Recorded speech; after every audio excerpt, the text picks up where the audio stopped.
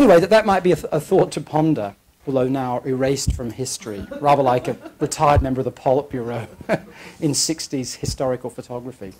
Okay. Most fascinating for this morning, however, is that we have my good friend who now has 3 T's in her last name, I notice. Oh dear. Paula Chakravartty. And Paula and I met at Harvard. We were in the same class as Rick and Lawrence Lessig.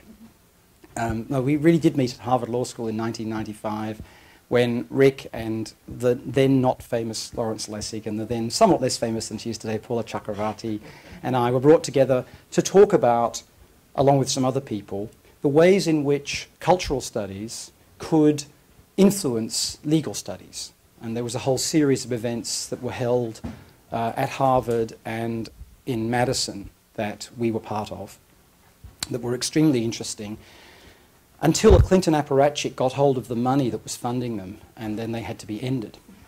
But they were started by the people who had been critters, what was called critical legal studies, the first Marxists to get tenure at an Ivy League law school, David and Duncan Kennedy, who then quickly morphed into Foucauldians and post-colonialists, and I don't think Duncan ever made it to feminism, but and so on, and got interested in cultural studies and got very interested in post-colonial issues. That was how we met, and at that time I think Paula was a grad student at Madison. Since then she's gone on to build a really stellar career, both in terms of social movement activism and her scholarly publications. Just in the last year, I think, or year and a half, she has the book with Zhao edited that Zhao mentioned a couple of days ago, and she has a wonderful book, a kind of global media and communications policy book, co-authored with, am I pronouncing this correctly, Catherine Sarakakis? Mm-hmm. Yes. Which is fabulous and which I would urge upon you, and a myriad of wonderful articles in a stack of different journals.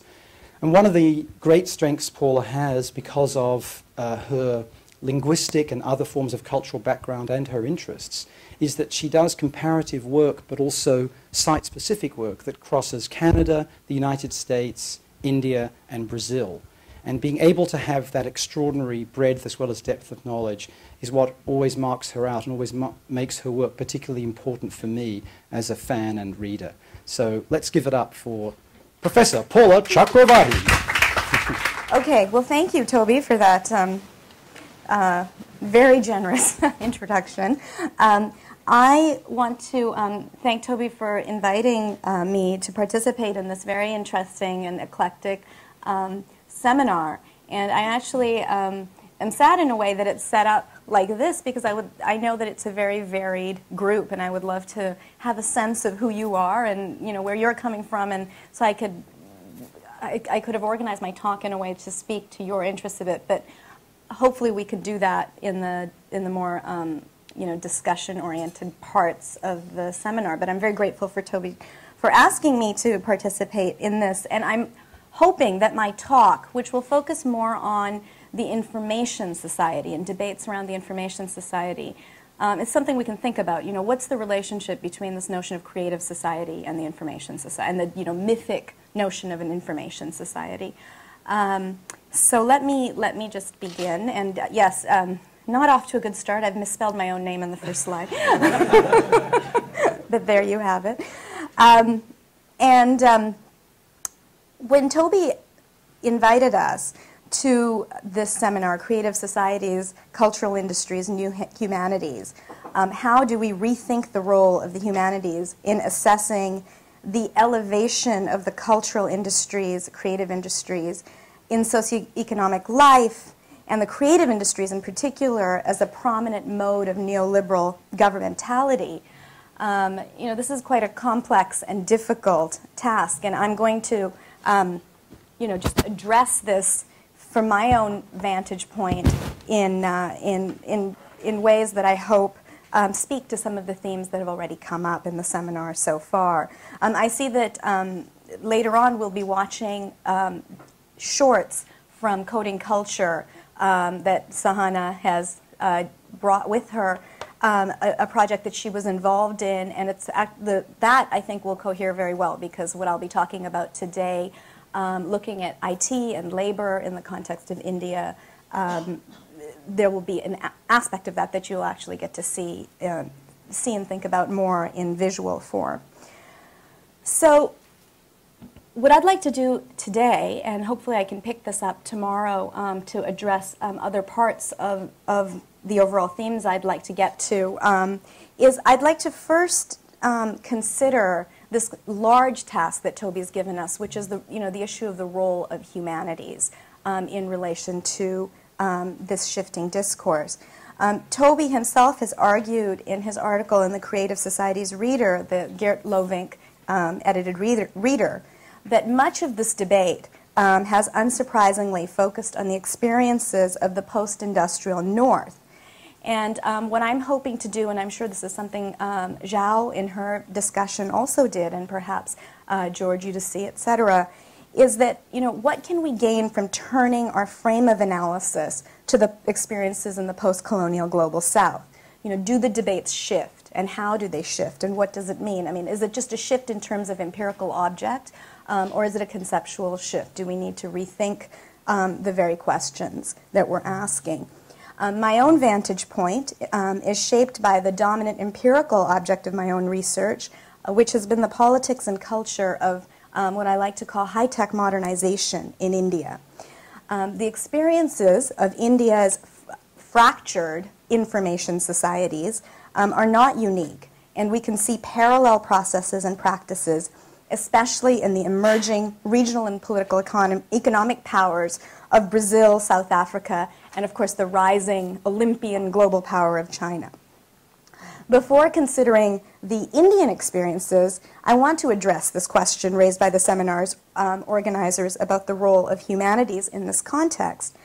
I would suggest, in a small way, that humanities scholarship can engage more fruitfully with social science research beyond cultural geography, which has clearly influenced the critical debates about creative industries.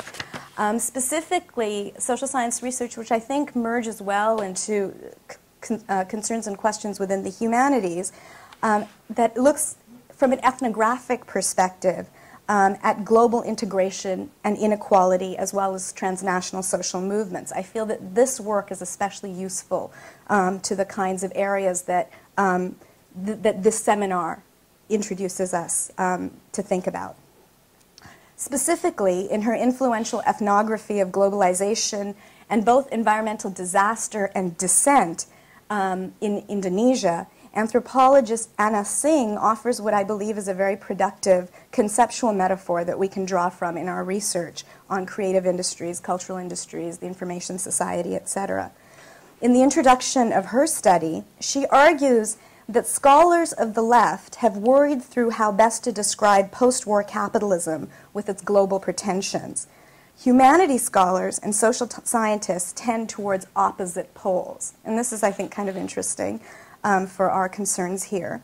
She says where humanities scholars find the universalizing quality of capitalism its most important trait. And here we can think of the work of Frederick Jameson, Hardin Negri, etc. And this, I think, gets to the point that Toby was making about how, in the humanities you have room for political economy, because there's this notion that capitalism functions as a universal and should be opposed to as a universal. However, social scientists look for unevenness, and I'm talking about social scientists on the left, critical social scientists, look for unevenness and specificity within the cultural production of capitalism.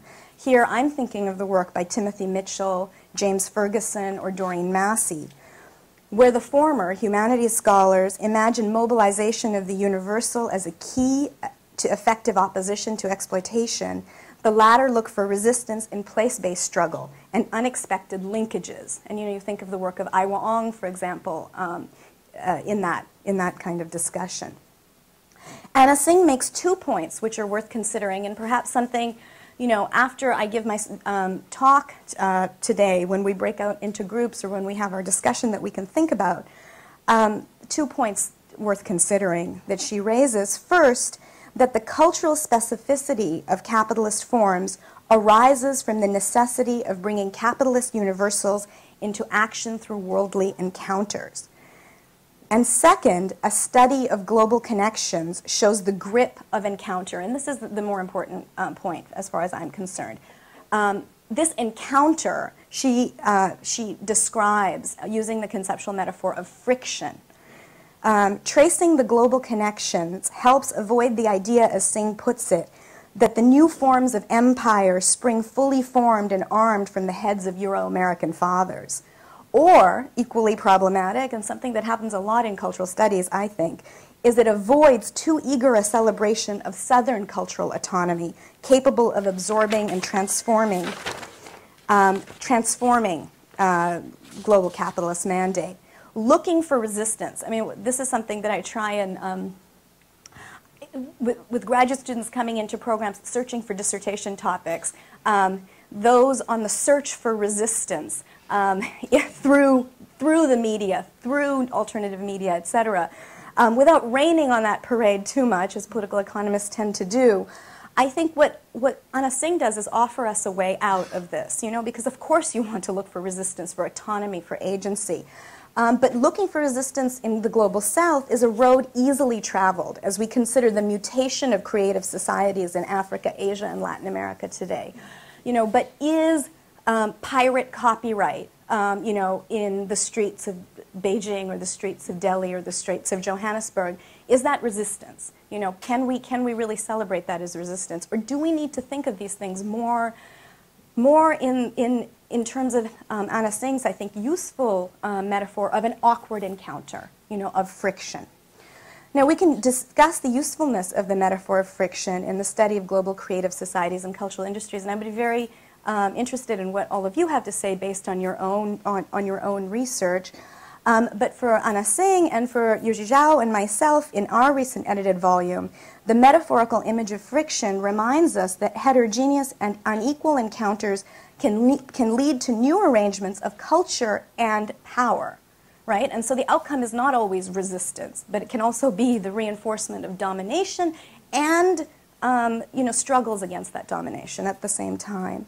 We argue that the awkward encounters producing friction are constitutive both for non-Western modernities and for the articulation of dominant Western political, economic, and cultural power. So in other words, turning our attention to the creative and cultural industries, this means we must first locate what is at stake, what is contested in these specific encounters. And that's what I hope to do just a little bit today. Theoretically, I see Singh's metaphor of friction as a way to study global encounters as consistent with an earlier tradition in political economic thought, specifically in the work of Karl Polanyi, who famously argued that for markets to be sustainable, they must be capable of at least staking a claim to furthering the ethical basis of social life. Right? He's the one who talked about market society, market man, and the embeddedness of markets in society, which is really what Singh is talking about in the context of globalization today. The symbolic or ideological dimension of market society, which for Polanyi was, the other dimension of the kind of brutal reality of capitalism, or the entrance of capitalism in the encounter which produces capitalism in any society. This symbolic dimension, according to Polanyi, did not simply stabilize or regulate the functioning of market, but actually legitimated specific kinds of market outcomes. And this is really where I want to start theoretically in framing what we can learn from the post-colonial Indian context. In deeply unequal market societies, which of course this country is also a deeply unequal market society, but in deeply unequal market societies, in the global south, with rich and varied political and cultural traditions, it is imperative to consider how the claims made on behalf of the new panacea of creative and cultural industries, which I see as part of the larger mythology around the information society, are both legitimated and contested, often at the same time. Okay? So the first thing I would like to do is show you a very short video clip. This is a video produced by a PR company in India called Brand India, and I got it, of course, from YouTube. And so what I'll show you is a little bit pixelated because I've expanded it. What you'll see here, and we can talk about it a little bit, is, of course, a very friction-free process of globalization in India. It's actually, I think, quite beautiful. but judge for yourself. So it's about 3 minutes long. Okay? I hope this works. Could we? Yeah.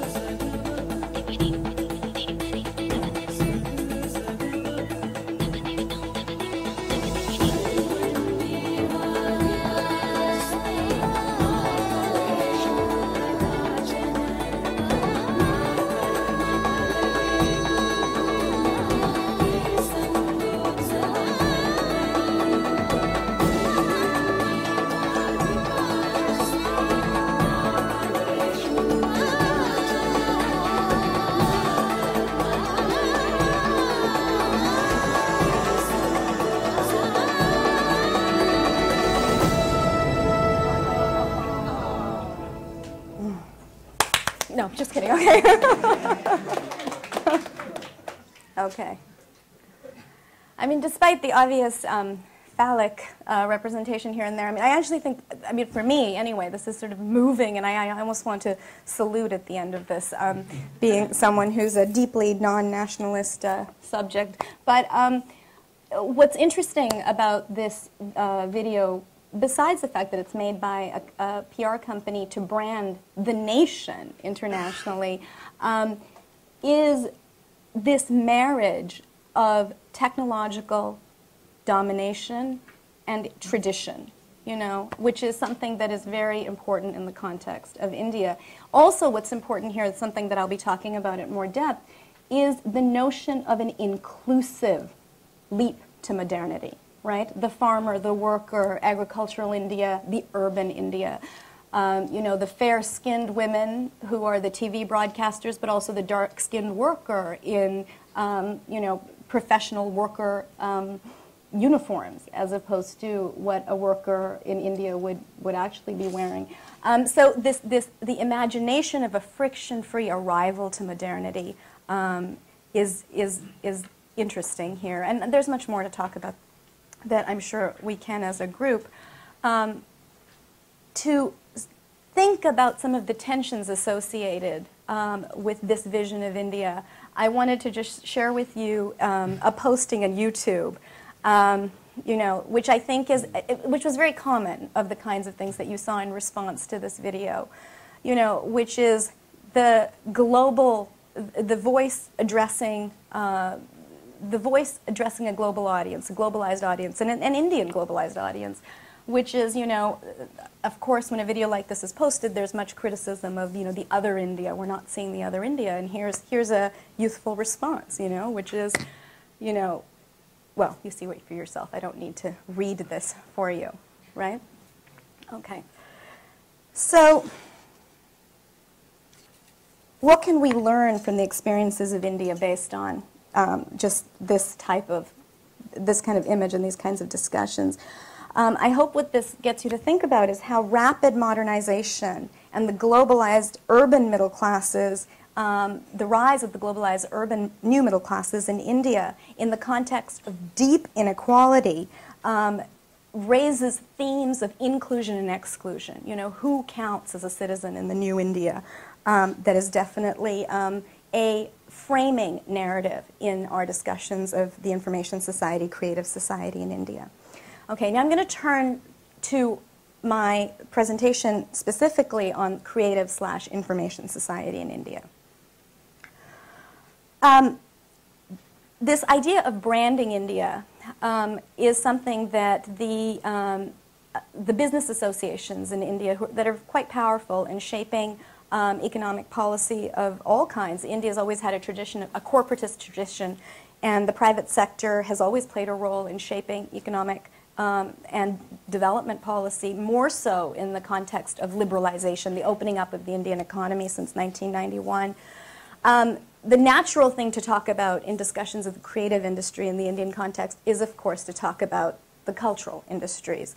As you see from the Confederation of Indian Industry here, the Indian cultural industry themselves domestically are very aware of their comparative advantage. And here they're talking about their comparative advantage in film, in television, in fiction, etc. What they also say here in the same slide is that, I'll just read you the rest of the quote, which I didn't put here. They talk about the happy marriage of the ancient and the modern, tradition and technology. They talk about how India has a comparative advantage because it has an understanding on how to manage diversity, which is crucial to success in a globalized world. It talks about India's multicultural, multilingual, multi-religious, pluralistic heritage, which will do what? It will ease our understanding into varied markets in the global marketplace. Films, literature, and music produced in India appeal to audiences in the West as well as Southeast Asian and Middle Eastern nations.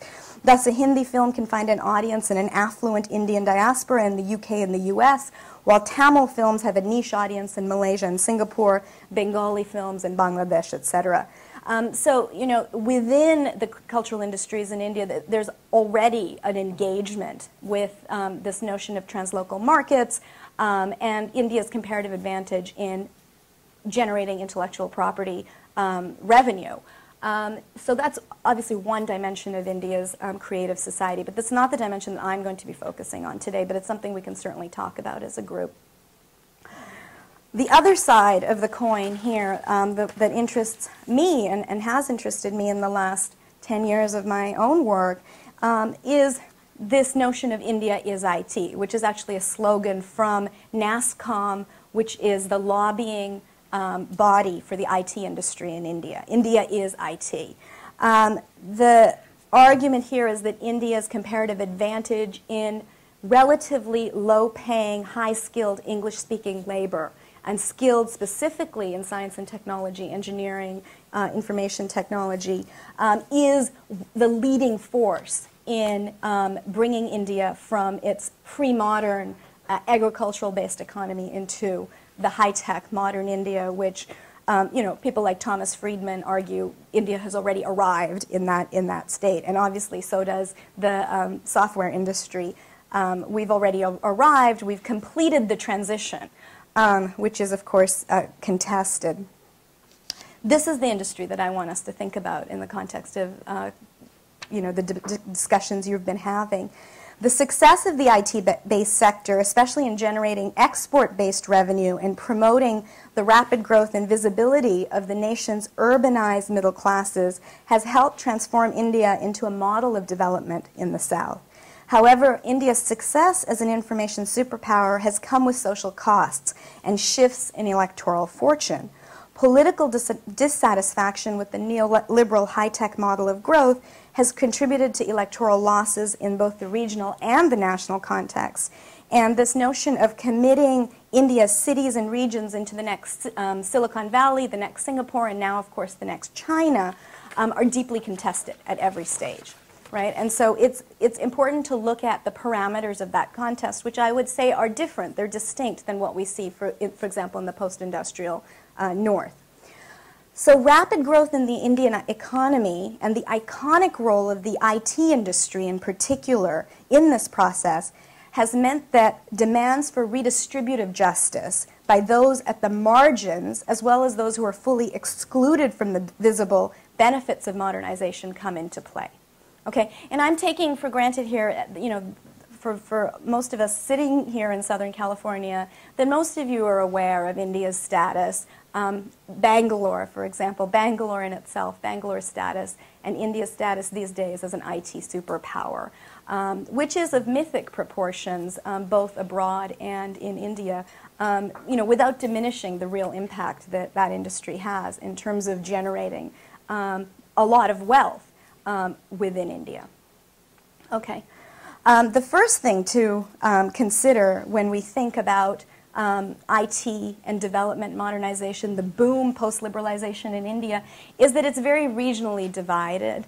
This is a map of the IT software parks in India, in the major urban centers. It says Bengaluru here, which is the new name for Bangalore, the new Kannada name, just like Calcutta is now Kolkata, etc.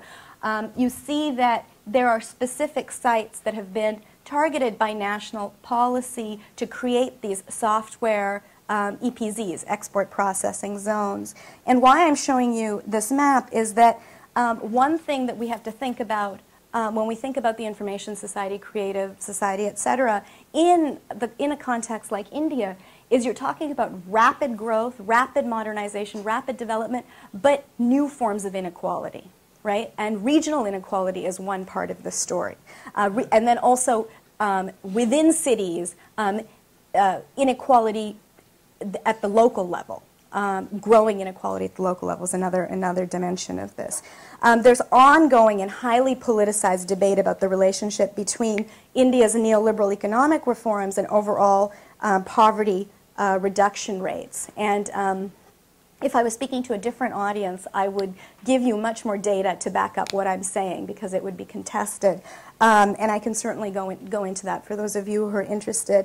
But just specifically, while you have to acknowledge that there have been declines in poverty rates in India, and India and China, of course, are the two countries in the last 20 years that are supposed to show to the rest of the world that capitalism and market society works, right? Because you have, and you can't deny this, you have had rapid economic development. And I think denying that is a huge mistake. But the question in the Indian context, of course, becomes, while there has been growth, there's also been growing rates of inequality, and unprecedented rates of inequality. India, unlike China in the context of post-World War II, for those of you who are less familiar with the history, adopted a state-led capitalist model of development. And so there was inequality pre-liberalization, but what critics have shown is that inequality has increased, right? So rapid growth, rapid inequality, people talk about the Brazilianization of India, okay? Now, when we think of awkward mediated encounters in the new globalized India, we have to consider how these things are enacted on a daily basis. I'm going to speak in the rest of my talk specifically around issues of labor, jobs, access to the information economy through employment and education. But there's other ways to think about it, and I'm right now working on a book in which I'll be covering different dimensions of this. And just to give you sort of a snapshot understanding of what I mean here when I say there's contests over access to this new developed India, this modern India, the two technologies that have had the most, the two communications technologies that have had the most impact in India in mediating this kind of clash, this awkward encounter in terms of neoliberal globalization has been the dramatic spread of television and the dramatic spread of mobile telephony. So one of the outcomes of this, and the issue that I'll be speaking to a little bit more about today, has been the quest for the aspirational benefits of modern market society. And you saw some of that in the video. The quest for the aspirational benefits of modern market society have become central to political change in India today. Now, in shorthand, this might mean non-literate or at most marginally literate mothers who live in villages with scant or maybe no electricity, who travel 2 hours to work each way to work as a maid in one of India's mega cities, who will come to those cities, and one of the leisure time activities that's allowed in the private middle-class home is, of course, television viewing.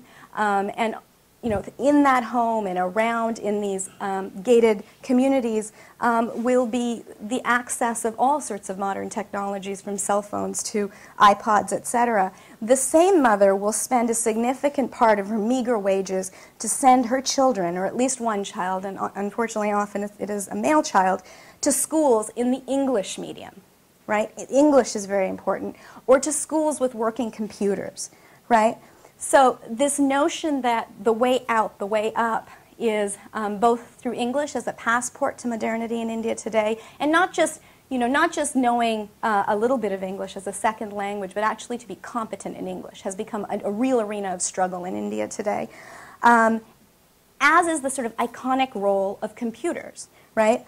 On the other side of this equation, government, corporate, and NGO benefactors today insist that the biggest impact of computer literacy for the poor in India is not necessarily access to jobs, right? Because if you're a poor person in India today, just having basic computer skills or working knowledge of English is not going to land you a job in this very coveted, very, very exclusive world of IT. But what the institutions of development say is that what it does give the poor is the psychological benefits, the confidence, what as social theorists we would call the cultural capital associated with computers. And this is something that's a very big part of India's information society, right? Building cultural capital, building confidence, etc. Now, critical studies of cultural globalization have emphasized the ways in which multiple modernities defy linear developments, linear narratives of development, right? As cultural studies scholars, all of you, or many of you, I'm sure, are familiar with this kind of critique, that there is not one way to modernization. There are multiple roads, and those roads don't always travel in ways that we can predict based on the Western experience. Timothy Mitchell's work, Timothy Mitchell, who's a political scientist and writes mainly about Egypt's work, is, for example, an excellent reference for this kind of critique of modernity's singular track. But what India's experience with modernization in the information society reminds us is that we must also pay attention to what another anthropologist, an anthropologist, James Ferguson, who works largely on Africa, has argued, which is that we need to think about the aspirational dimension of modernity. And here, I would like us to think about the aspirational dimension of the information society, the creative society, etc. He has argued that to rise in the world in economic and political terms is something very real. He's looking at the case of sub-Saharan Africa. This is in one of his more recent books called Global Shadows. In India, as in sub-Saharan Africa, this has meant specific aspirations to very primary modern goods, right? Like improved housing, healthcare, education, having a refrigerator in your home, for example. I would also add, along with that, education and aspiration for work in the modern knowledge or information economy. For For those of you who have a chance, you might want to take a look at James Ferguson's book, which is called Global Shadows. The title page, the cover page actually is very interesting. It shows a picture of two people with working on computer screens. And if you actually look inside the book, as some graduate students in a seminar where I was teaching this book that Anna Lynn was in did, what the picture is actually, it's a backdrop of a photography studio in Malawi where people can go and have their picture taken looking as if they're sitting in front of a computer. You know, and so this notion of the computerized office space as where you get your photos taken to be part of the future. You know, in the same way in this country, sometimes people get those oldie pictures taken in the you know, it's the same thing except going the other way. So this is very, this kind of imagination is what I'm alluding to. In the last 2 decades, the mobility, and as you've talked about, the precariousness of work and workers within and across national borders has become central to transnational debates about the merits and costs of neoliberal global integration.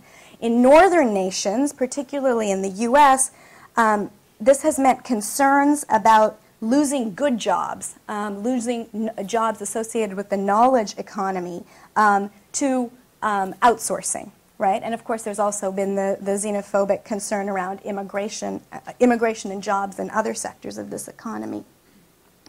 But this is not the main focus of debate in the South, and especially in India, right? This notion of mobility of jobs coming in and out of the country, although there have been a lot of threats made by, for example, call center companies that say in India, if call center workers unionize, the jobs are going to move to the Philippines or they're going to move to parts in Africa. This is not the main focus of the debate in the Indian context, I would argue.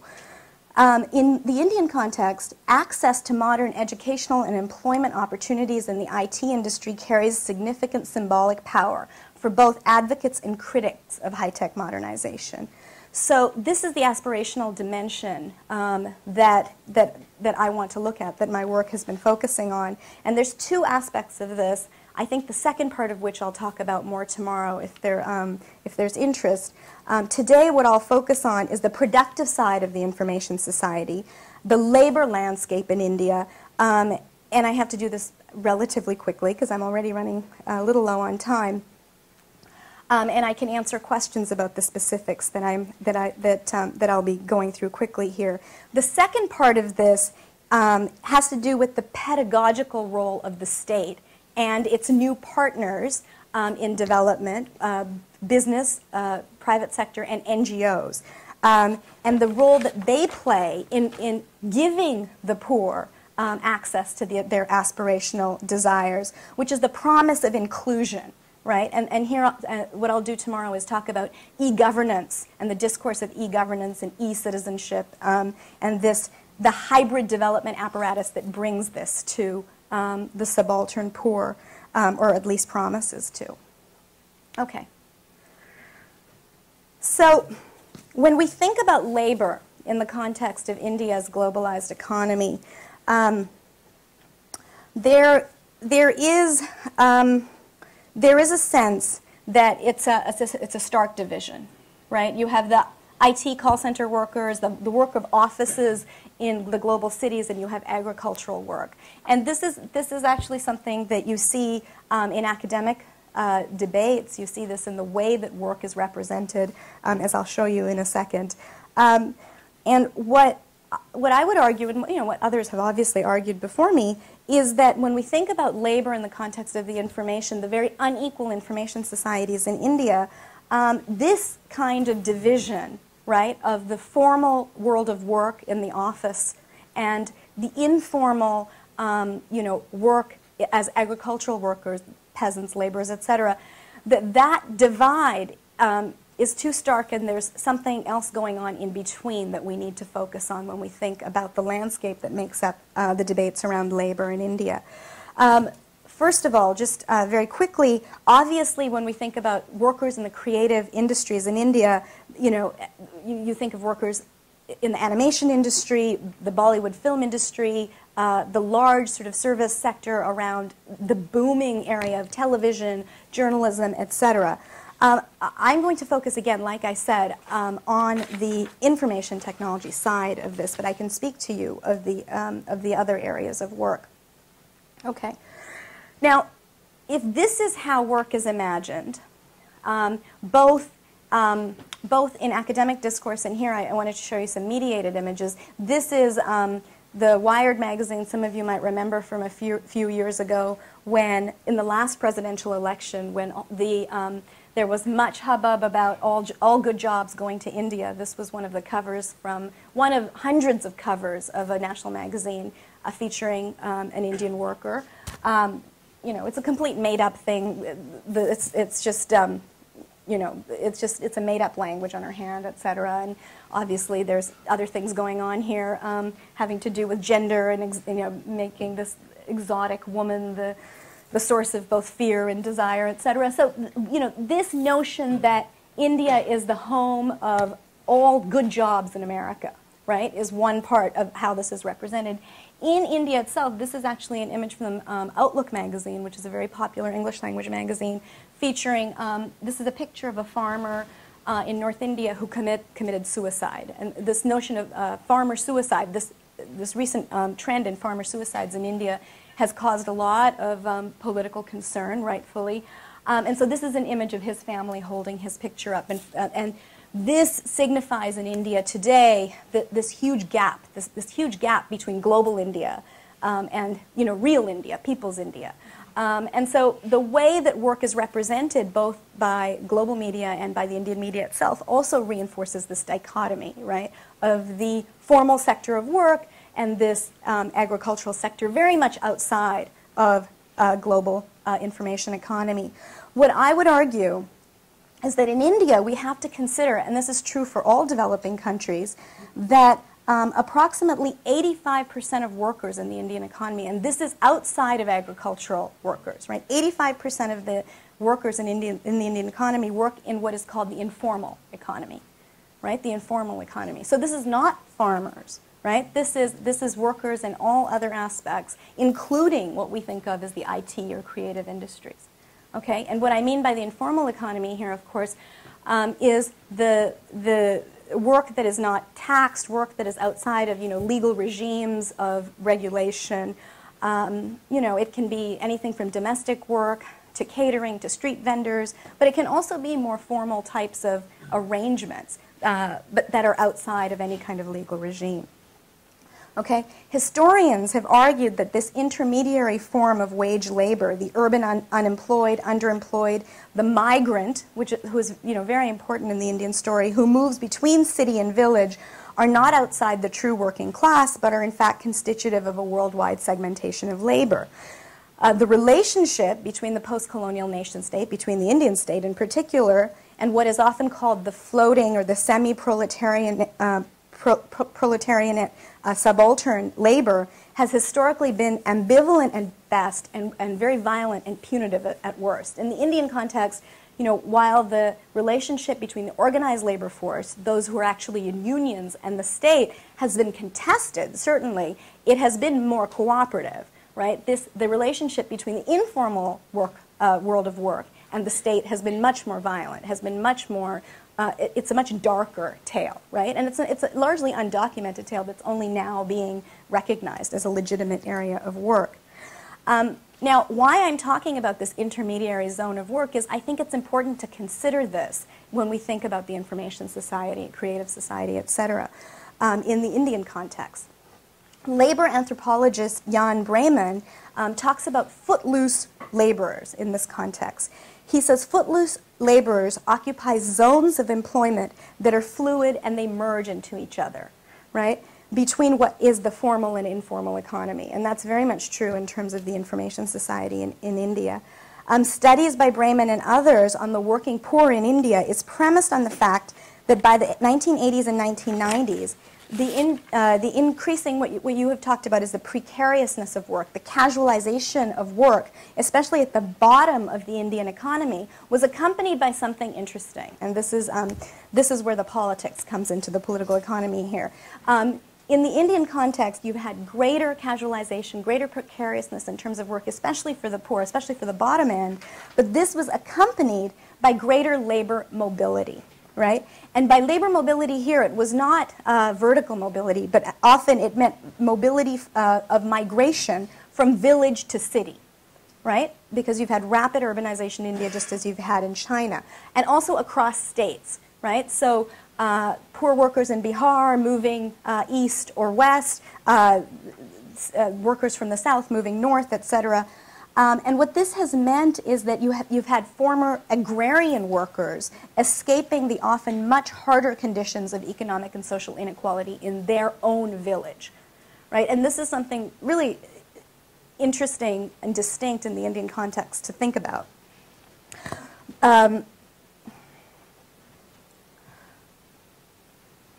Brayman has argued that along with new geographic mobility, the ideology of inequality, which is presumably the hallmark of Hindu civilization, has in the last 30 years lost social legitimacy among subaltern workers. And what he and other researchers who've looked at workers in this intermediary zone have urged us to do is consider the new claims for dignity. The new claims for dignity based on the assertion of caste, communal, regional, and linguistic rights, which has led to both spontaneous and organized efforts to gain access to the fruits of globalized India. This might mean access to housing, access to education, access to employment, land occupations, etc. Right? And this is an area that, how do we put this together with the sort of celebratory visions of the information society is what I'm trying to do. Okay? What I'm showing you here is something from a website of an important organization in India, a new organization called the National Campaign on Dalit Human Rights. Dalits, for those of you who are less familiar with the Indian context, were categorized as untouchables at one point in Indian history.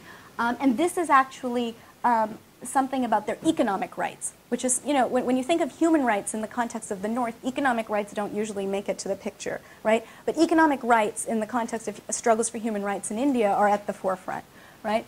And so what has happened in the Indian context that's worth, and again, I'm still framing to get to the information society, is that you've had growing casualization of work, growing precariousness of work in terms of the bottom end of society, but you've also had this recognition that older forms of hierarchical control, specifically through the caste system, is not acceptable anymore. And older practices having to do with humiliation and segregation are not acceptable anymore. And so one of the things that I've tried to do in my own work is look at caste and the politics around caste in terms of access to jobs and access to education in India today. How am I doing for time? Am I okay? Can I go another? Okay, carry on. Okay. Okay. So what does this mean for the information society in India today? The obstacles for the working poor, for the workers in this kind of intermediary zone in India, and again, I'm talking about kind of complicated issues without, while acknowledging that many of you might not have the sort of historical context here. India is a country, obviously, of 1.3 billion people. When we think about 85% of the workers of all working people in India being employed in this kind of informal sector, you get the scope, the scale of this. When you think of all the dissertations, all the work, all the research, especially in the West, that looks at call center workers, for example, who make up call center workers and IT workers in India make up a very small fraction of the overall working population in India. So it's not so much to say that area is not worth study. It's very much worth study. But what is the relationship of that world and the larger world, right? And one of the things I'm saying here is that the relationship is not one of complete separate worlds, right? There's something going on in between that we need to pay attention to. Does that make sense? Okay. All right, so the obstacles for the working poor when we think about the Indian context to gain entry into the world of formal work, especially, the world of IT work, are enormous. But the advocates of high-tech modernity in India promise jobs for many, right? NASSCOM and those kinds of industry associations say that IT is a motor for modernization in India, not just for the few, but for the many. Right? And they give sort of wildly optimistic numbers about how many people this is going to employ, how it's going to change Indian society, etc. Just to give you some idea of these numbers, they estimate, this is the industry lobbying group, they estimate 1.5 million workers currently working in India in both IT industries and ITES, that's the call center workers, medical transcription, etc. industry. But they say that by 2012 there will be 5 million people working in this industry. Okay. A study which was done on IT work in India, which actually was the basis for the film that Sahana brought, shows, it's a very thorough, very comprehensive study, shows that even though the industry claims that there's something like 500,000 graduates coming out of India's science and technology schools every year, that only 10 to 25% of all these graduates are actually qualified to work in the IT industry. Right? So we're talking about very small numbers in the Indian context. What NASSCOM, what the Industry Association also says is beyond the world of formal work in India, they estimate that there is another 3 million jobs created for workers indirectly. Right, from street vendors to caterers, etc., recreation, food, all the sort of consumption side that the new middle class is working in this industry will be generating jobs in this area. So they say it's not just this small area, but we also have this other indirect area of jobs. What I argue is that aspirational claims for jobs, both directly in the IT sector and even indirectly in sectors like IT, are in many ways at the heart of current political struggles in India. Okay. Now, my research asks what kind of claims are made by subaltern publics to the state and to the private sector having to do with access to the information society by those who live in these gray zones, who work in these gray zones, or even outside at the fringes. At one level, as I mentioned, there's popular claims, right? Occupations, land occupations, illegal stealing of electricity, illegal use of electricity or television cables in the bastis, in the slums in India. But what I'm more interested in, for the context of our talk, are legal claims for citizenship that you see in the Indian context.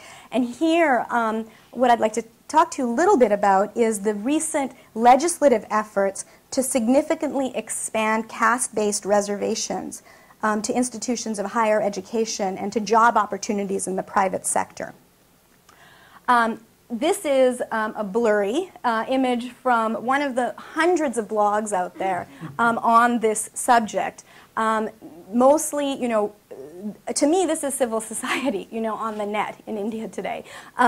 This is middle-class opposition to the reservation movement, to the movement, to the call by lower caste and Dalit groups for greater access into higher institutions of learning and jobs in the IT sector. This was led by med students, engineering students, and IT students in the cities of India, and it got extremely favorable coverage, not unsurprisingly, from the media. And as you can see, the discussion was about caste versus merit.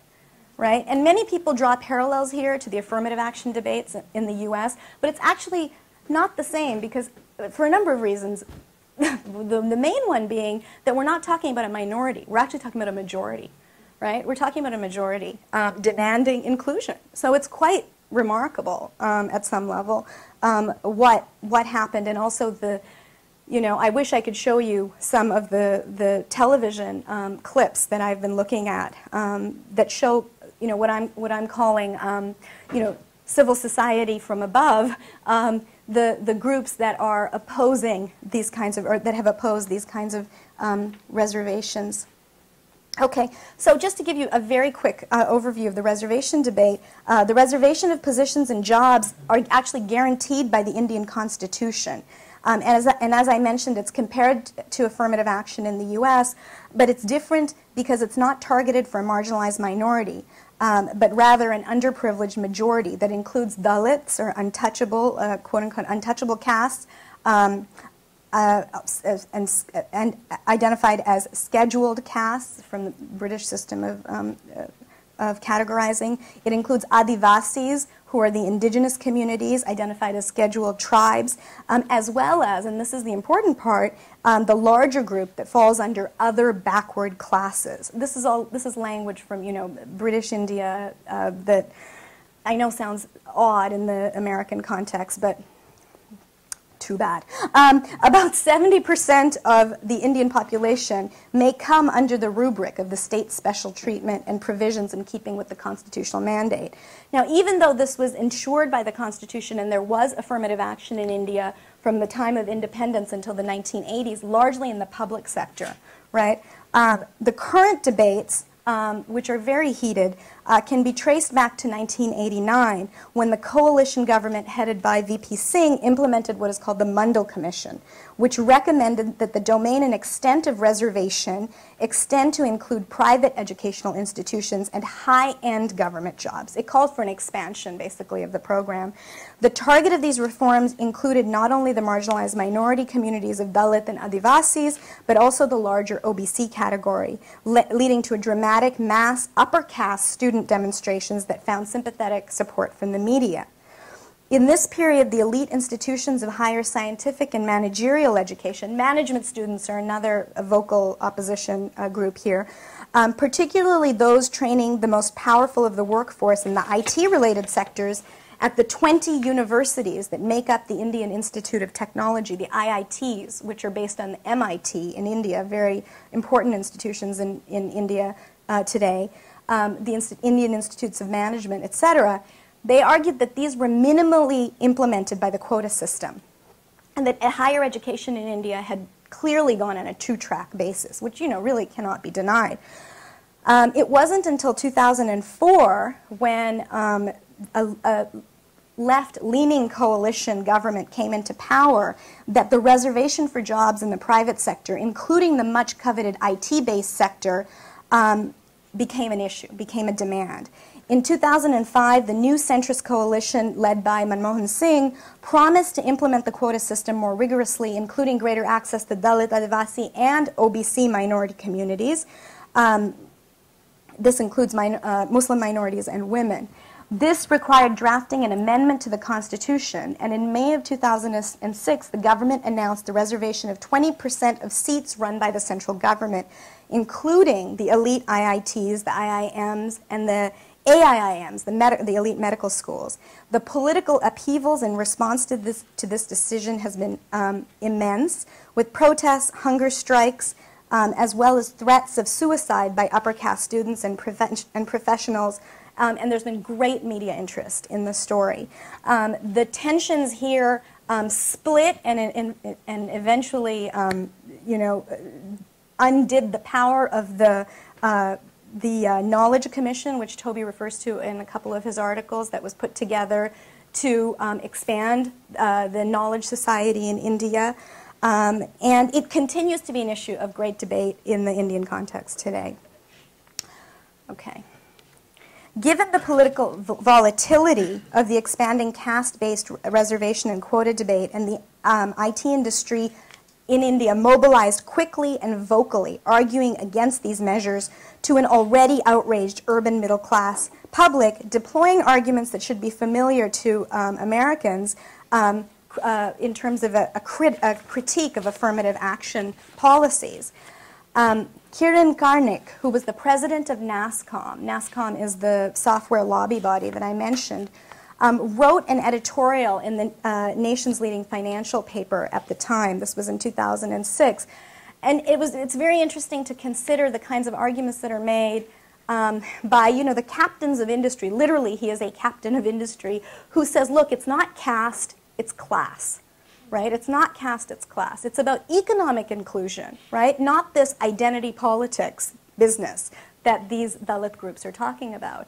And so, you know, part of my story here about the politics around India's information economy is, you know, the left in this story are not the heroes by any means. I mean, the left pushed this agenda to a certain extent, but this is, you know, but Dalit intellectuals and activists, etc., also have a very specific critique of the left parties and of left social movements when it comes to this issue. You know, over is it class or is it caste, right? They argue very, I think, convincingly that of course there is class, but you know, in this question, but we need to address how caste functions specifically, right? So this is something I think that we can talk about a little bit more. I just want to read a little bit of the quote by Mr. Karnik, which is interesting, I think, because you have to remember the debates in India today are no longer local. You know, they're translocal. He's speaking as much to NRIs abroad as he is to the local constituents. NRIs are non-resident Indians, by the way. Okay. He says, if one is to use a single parameter for identifying the truly disadvantaged, it would not be caste but class.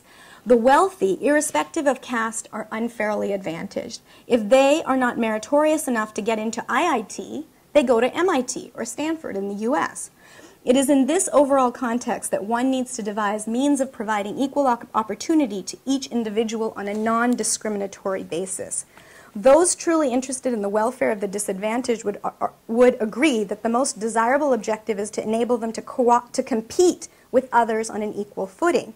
Thus, the focus must be on developing competency, not lowering standards, right, which is the affirmative action debate here, on creating capabilities rather than crafting crutches. Quotas and reservations do not achieve this. If anything, they serve to engender permanent dependency and brand beneficiaries as second class. Okay. Now, the arguments presented here show that the problems are associated with class versus caste. It's consistent with the ways that the upper caste communities have responded more positively in India to the plight of the untouchables, the Dalits, whose economic marginalization cannot be denied, as opposed to the larger constituency of the OBCs, who in fact are a majority and therefore pose a much more direct challenge to the established power of the middle and established economic elite in India. Having to recognize the vast inequalities in Indian society, industry advocates like Karnik promote private sector partnerships, and I'm going to talk about that more tomorrow, aimed at expanding the educational system, improving schools in backward areas. And this is all about students like this saying, look, the problem is not in higher education in India, the problem is in basic education. Right? So this is something, you know, again, that we can think about. You know, is the information society and access to it something that is limited, at least in the post-colonial world, for the already advantaged? You know, is that the case? So people like Karnik argue that special training in math and sciences, as well as soft skills, including English and general educational reforms based on market incentives, are the way to go. Now, while all of these measures sound reasonable to some, and a welcome shift in discourse for activists and scholars alike, because they at least address redistributional imbalances in the IT sector, they're based on a resolute opposition to state-regulated intervention or monitoring of industry practices in the industry practices of recruitment. The problem in framing the issue in terms of class as opposed to caste is that caste continues to play a pivotal structuring role in compounding these inequalities, a fact that the IT industry, which has historically defined itself against state-based cronyism, right? The IT industry sees itself as a part of a new economy. Right? So what existed before in state-led India was a cronyism, was a kind of Brahmanic bureaucracy where you had to be from a certain family to do well. Right? The IT industry is all about, you know, the entrepreneur. It's a very American hybrid Indian vision of, you know, pull yourself up from the bootstraps. Anyone can be an IT entrepreneur discourse, right? But what this shows is actually the same people that benefited from state-led capitalism in India are also benefiting in neoliberal India. Maybe it's gotten a little bit wider, right, the net, a little bit wider, but nowhere wide enough to encompass the needs of the majority in a country like India. And that's what, you know, the struggle really poses in India here around this kind of issue, right? So jobs in the modern IT sector in India today are desirable because of their higher relative salary and the symbolic power associated with these jobs and how they have redefined what it means to be part of the Indian middle classes. And one of the issues in terms of access to these jobs, and again, this is an Indian English thing that translates badly, I think, into American colloquial English, which is this notion of the grooming school in India's IT economy.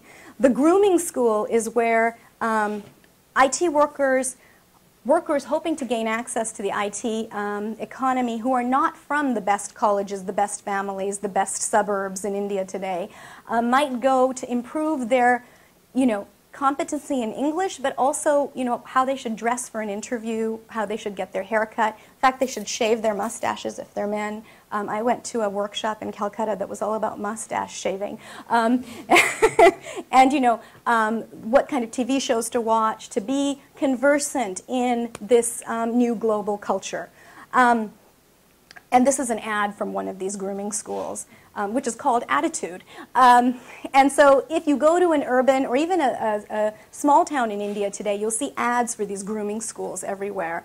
You know, which points to something very interesting going on, which is access to cultural capital, right? So the private sector in India in some ways is saying, we can solve these problems by offering services like this for the poor, and they too will then be able to be call center workers and, you know, work at some level in terms of the IT economy.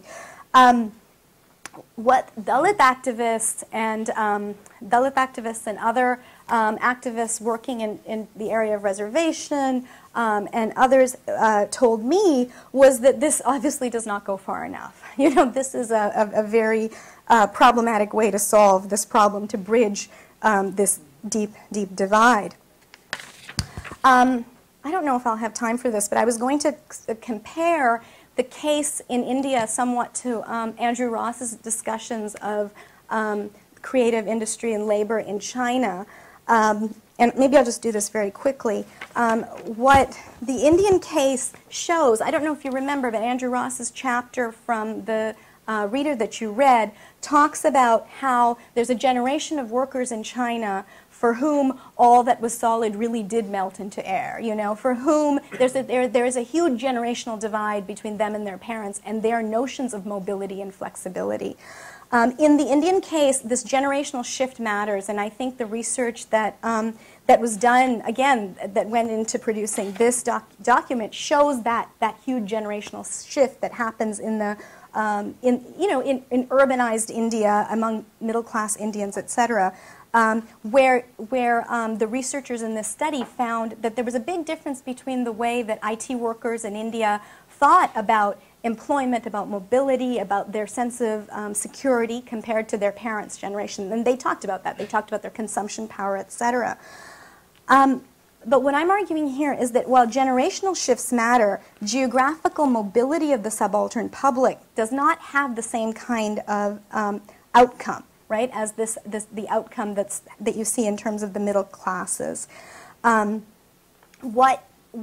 What you're seeing in another part of India is really just access to through the legal system to have access to the benefits of education and employment that the same groups have had in the Indian context in the last 50 years. Now, it's not simply that higher skilled jobs in the IT sector reproduce caste inequality. What studies like the Upadhyaya and Vasavi study that was the framework for this film have shown is that even in lower skilled areas like call centers, medical transcriptions, etc., there are deep divisions between the higher castes and the historically marginalized lower castes. This fact supports the finding across various studies that show IT-enabled workers in call centers, medical transcription services, and others in India are much more educated than in developed countries. In the US, to work in a call center, you need about 1.5, I mean, you don't need, but the average is 1.5 years of post-high school education. In India, workers almost always have, you know, a 4-year college degree, but they often also have a master's to work in a call center, right? And so the divisions in terms of caste and class are quite great. Okay, and so access to English becomes a big issue in India, and I think I will stop because this is too long to listen to anyone. But the English issue I think is really interesting and important. You know, this notion that access to English as a passport to the information economy is a really interesting point. You know, and in the Indian context, it's very interesting, of course, because English was seen as the colonial language. It's now been embraced as one of India's, you know, national languages. And the Dalit activists and intellectuals I spoke to, and I'll just end on this anecdote, which is, you know, they talked about how Brahminical Indian elites, left-leaning elites, left elites, really pushed the case for vernacular education in India. You know, they said you should be proud in your own language, Bengali, Tamil, Kannada, etc., Hindi, and you should be educated in these languages, and these languages became the basis for public state education, primary education, college education, etc. Meanwhile, this was Gancha Ilaiah, who's a well-known Dalit activist, intellectual provocateur, and he said, meanwhile, these same intellectuals send their own kids, right, to elite English private schools, right? And they would never, you know, they don't even know what the insides of these other schools look like, right? So, you know, so his point was that that actually access to English language competence in the Indian context is much larger, right, than an issue of skills. It's about cultural capital. It's about real symbolic and material access to this larger world. So that's just another plane of thinking about a different way of thinking politics in the information society. Okay, I'm ending here with the staff. Thank you so much for your patience.